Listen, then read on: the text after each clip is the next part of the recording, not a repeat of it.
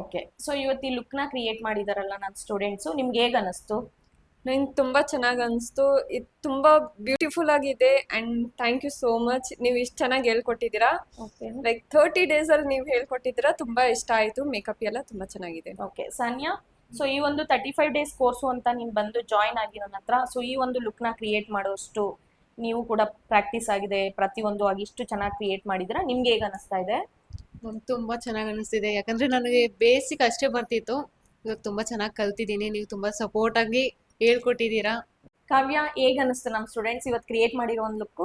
ನಾನು ತುಂಬಾ ಚೆನ್ನಾಗಿ ಮಾಡಿದ್ದಾರೆ. ನನಗಂತೂ ಇಲ್ಲಿ ತುಂಬಾ ಇಷ್ಟ ಆಯ್ತು. ಕ್ರಿಶ್ಚಿಯನ್ ವೈಬ್ ಬೇರೆ ಮಾಡಿದ್ದಾರೆ.